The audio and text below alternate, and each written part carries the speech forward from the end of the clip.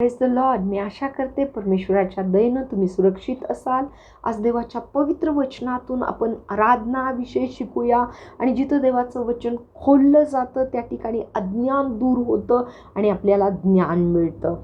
जर आपण योहान लिखित शुभवर्तमान 4 अध्याय 23 वचन वाचलं तर येशू ख्रिस्त म्हणतात, असे समय आले आहेत की जिथं पित्याच्या इच्छेप्रमाणे खरे उपासक आत्म्याने भरून खरेपणाने देव पित्याची आराधना करतील.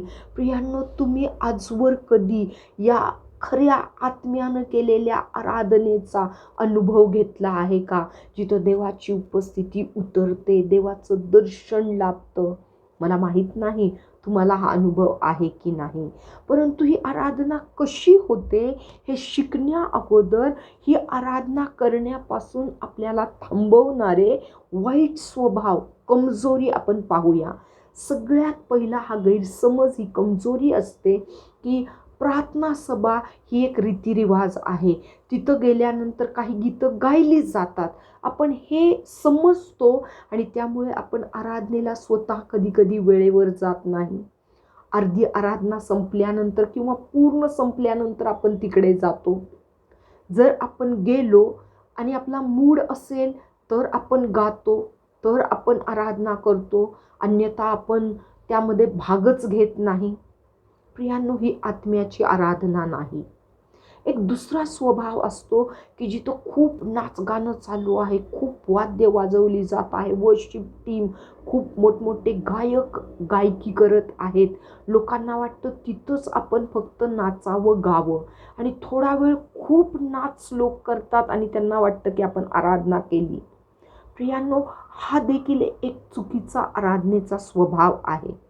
तिसरा एक स्वभाव असतो की आपण आराधनेला जातो पण आपल्याला माहीतच नसतं आराधना कशी करायची.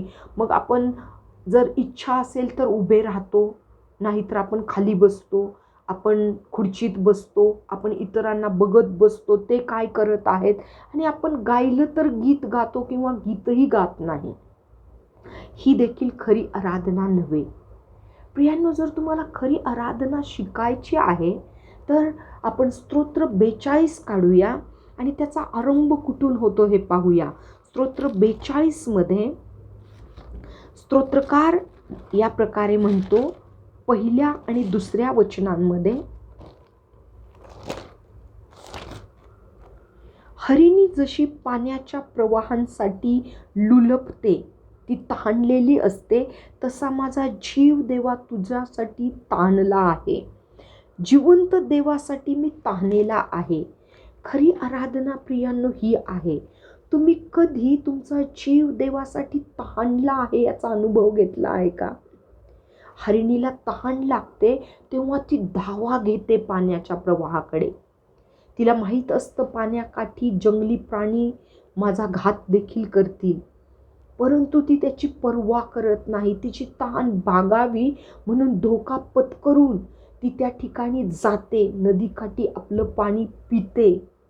प्रियांनो, तुम्हाला कधी असं खरं आराधनेसाठी मन झालं आहे का की जिथं तुम्हाला ठाण लागली आहे की मी कधी देवाच्या उपस्थितीत जाऊन पोहोचेन, मी कशी देवाची सुंदर गीतं गाऊन आराधना करेन, कसं मी देवाचं दर्शन घेईन, भलेही मला धोके पत्करावे लागले, माझी कामं बाजूला सारावी लागली, अडखळणं किती आली तरी त्यांना सारून मी पुढं गेलो आणि देवाच्या भवनात उभा राहून मी देवाकडे हात उभारून देवाला धन्यवादाच्या भेटी दिल्या. प्रियांनो, तुम्ही हा अनुभव घेतला आहे का? हा खरा आराधकाचा स्वभाव आहे. त्याला एक ओढा असतो, त्याचं मन धावा घेतं आणि तो सर्व परिस्थितीवर मात करून देवाच्या भवनात आराधनेसाठी उभा राहतो. एक दुसरा स्वभाव आहे, 2 वचनाचा शेवटचा भाग. स्तोत्रकार म्हणतो, मी केव्हा देवासमोर येऊन त्याचे दर्शन घेईन. त्याला प्रश्न पडलेला आहे की मला कधी संधी मिळेल, मी कधी देवाच्या समोर उभा राहीन आणि मुखानं स्तुती करत देवाचं दर्शन घेईन. तुम्ही कधी अशा संधी शोधल्या आहेत? स्तोत्रकार म्हणतो, मी संधी शोधतो, मला प्रश्न पडतो, मी कुठं जावं, मी कशी देवाची आराधना करावी. प्रियांनो, खरा आत्म्यानं आराधक जो असतो तो संधी शोधतो, तो संधी तयार करतो, तो देवाच्या दर्शनी जातो आणि तिथं देवाला योग्य ती स्तुती अर्पण करतो. आपण स्तोत्र 122 याचं पहिलं वचन वाचलं तर हा एक तिसरा स्वभाव आहे स्तोत्रकार म्हणतो त्याप्रमाणे खऱ्या आराधकाचा. आपण परमेश्वराच्या घराकडे जाऊ असे ते मला म्हणाले, तेव्हा मला आनंद झाला. खरे आराधक आहेत, त्यांना जर कोणी आमंत्रण केलं की चला आपण देवाच्या उपस्थितीत जाऊ, ते कारण दाखवत नाहीत, ते कंटाळा करत नाहीत, ते टाळाटाळ करत नाहीत. तुम्हाला आजपर्यंत किती असे प्रसंग आले जिथं तुम्हाला कोणीतरी म्हणालं चला आपण देवाच्या भवनात आराधनेला जाऊ आणि आपण काहीतरी कारणं दाखवली? जर हा स्वभाव असेल तर तोही खऱ्या आराधकाचा स्वभाव नव्हे. प्रियांनो, आत्म्यानं ज्याला आराधना करायची तो आनंदानं देवाच्या भवनाच्या वाटा धरतो आणि प्रत्येक आलेल्या संधीमध्ये परमेश्वराचं गौरव करतो.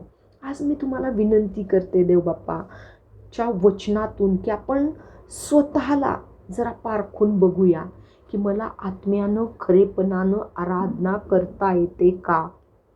कारण त्या आराधनेमध्ये एक दैवीय सामर्थ्य आहे. त्या आराधनेमध्ये आपण स्वतःला विसरून जातो, आपल्या आजूबाजूच्या परिस्थितीला विसरून जातो. आपण काही वेळेला आनंदानं नाचतो, काही वेळेला आपण गुडघ्यावर येतो, काही वेळेला स्वर्गाकडे हात उभारतो, काही वेळेला आपलं मुख देवाची स्तुती गाण्यापासून थांबत नाही, काही वेळेला अश्रूंचे बांध तुटतात आणि आपण देवासमोर मन खोलून देव किती आपल्यासाठी चांगला आहे याचं वर्णन करतच जातो. आणि प्रियांनो, ही आहे आत्म्यानं केलेली आराधना. हालेलुया. आणि योहानामध्ये येशू ख्रिस्त हेच म्हणतात की परमेश्वर असे खरे आराधक उपासक शोधत आहे. आज आपण ते आराधक आहोत का? प्रियांनो, सगळ्यात महत्त्वाचं, आराधनेचं जर आपल्याला सामर्थ्य समजलं तर आपण ती आराधना करण्यासाठी अधिकन अधिक श्रम घेऊ, अधिकन अधिक उल्हासित असू. आणि म्हणून मी पवित्र शास्त्रातून आज तुम्हाला काही महत्त्वाच्या आराधनेचे प्रसंग सांगते जिथं देवाचं सामर्थ्य उतरून आलं. अशा अनेक घटना आहेत, पण मी थोड्या घटना तुमच्यासमोर सांगते. सगळ्यात पहिली घटना, प्रेषितांची कृत्य 16 अध्याय. देवाचे सेवक पौल आणि सिलास यांना सेवेमुळे तुरुंगवास झाला होता आणि वचन म्हणतं त्यांना मारहाण करून तुरुंगात टाकलेलं. मध्यरात्री हे दोघं आराधना करू लागतात आणि देवाचं वचन प्रकट करतं, त्यांची बंधनं बेड्या तुटतात आणि त्यांना एक सुटकारा त्या ठिकाणी मिळतो. प्रियांनो, आत्म्यानं खरेपणानं केलेल्या आराधनेमध्ये केवळ आपण देवाची भक्ती करत नाही तर आपल्या जीवनात काही बेड्या पडल्या असतील, काही परिस्थिती असेल ज्याच्यावर आपल्याला विजय मिळवता येत नसेल तर ती बंधनं तोडण्याचं सामर्थ्य आत्म्याच्या आराधनेमध्ये आहे. आमेन. दुसरा एक प्रसंग आहे, यहोशूचं पुस्तक 6 अध्याय, जिथं देवाच्या लोकांसमोर यरीहो हे मजबूत शहर आहे ज्याच्या भिंती कोणीच तोडू शकत नाही. आणि वचन म्हणतं तिथं देवाचे लोक जेव्हा आराधनेचा मार्ग धरतात ते कोट, त्या भिंती कोसळून पडतात आणि देवाचे लोक विजयशालीरित्या तिथून पार जातात. प्रियांनो, आपल्या जीवनामध्ये अनेक परिस्थिती भिंती बनून उभ्या राहतात की आपण किती डोकं आपटलं तरी आपल्याला त्याच्यावर विजय मिळत नाही. आज देवाचं वचन शिकवतं असंभव परिस्थिती आराधनेद्वारे आपल्या समोर कोसळून पडू शकतात. आमेन. तिसरं उदाहरण मी यावेळी घेते, 1 शमूएल याचा 16 अध्याय. वचन म्हणतं राजा शौलाला जेव्हा दुष्टात्मा त्रास द्यायचा तेव्हा राजा दावीद हा लहान मुलगा त्या ठिकाणी देवाची आराधना करायचा आणि तिथून दुष्टात्मा पळून जायचा. बऱ्याचदा आपण दुष्ट प्रभावामध्ये, दुष्ट लोकांनी केलेल्या करण्यांमध्ये, श्रापांमध्ये जगत असतो आणि आपल्याला त्यातून बाहेर पडता येत नाही. वचन म्हणतं जिथं खरी आराधना आराधना आत्म्यानं होते, दुष्ट आत्मे पळून जातात. हालेलुया. याच प्रकारे जर आपण पाहिलं की यर्मयाचं 20 अध्याय 23 वचन, जेव्हा खरी आत्म्याची आराधना होते तेव्हा जे गरजू आहेत, ज्यांना दुष्टानं सतावलेलं असतं, देव दुष्टाच्या हातून त्या गरजवंतांची जीवनं वाचवतो. बऱ्याच वेळेला आपल्याला वाटतं की आपली जीवनं कोणाच्या तरी क्रूर लोकांच्या हाती पडली आहेत, ते आपला छळ करतात, परंतु यर्मयामध्ये वचन म्हणतं खऱ्या आराधनेमध्ये दुष्टाच्या हातून देव आपली जीवन सोडवतो. आमेन. याच प्रकारे जर आपण वचन वाचलं 2 राजे 3 अध्याय, तर एक युद्ध प्रसंग देवाच्या लोकांवर आला होता आणि त्या ठिकाणी देवाचा सेवक अलिशा हा जेव्हा आराधना करतो, देव त्याला भविष्यवाणीचं सामर्थ्य देतो. देव त्या ठिकाणी विजयाचा मार्ग घोषित करतो. आराधनेद्वारे देवाचं मार्गदर्शन येतं. देव विजयाचा सल्ला आपल्याला पाठवतो आणि आपण पाहतो अलिशाद्वारे त्या ठिकाणी परमेश्वराचं कार्य घडलं. प्रियांनो, आराधनेमध्ये सामर्थ्य आहे हे आत्ता आपण काही घटनातून पाहिलं.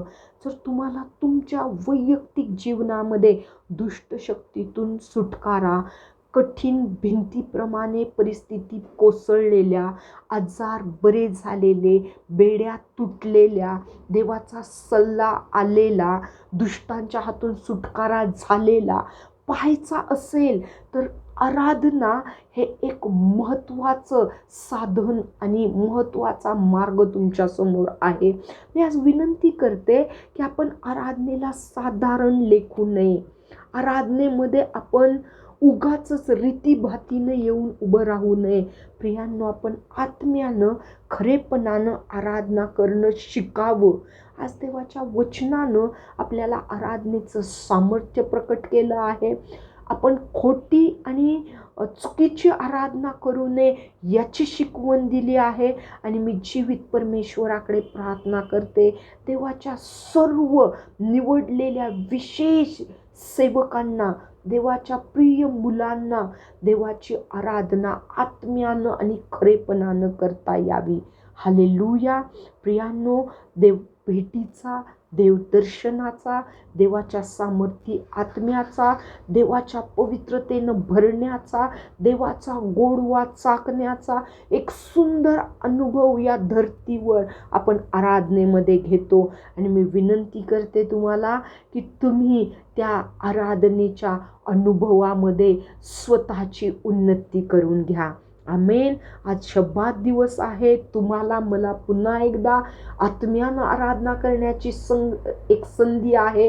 आणि चला आपण आपल्या घराण्यांसह आत्म्यानं खरेपणानं देवाची आराधना भक्ती करूया. आमेन. प्रभू तुम्हाला आशीर्वादित करो. God bless you all.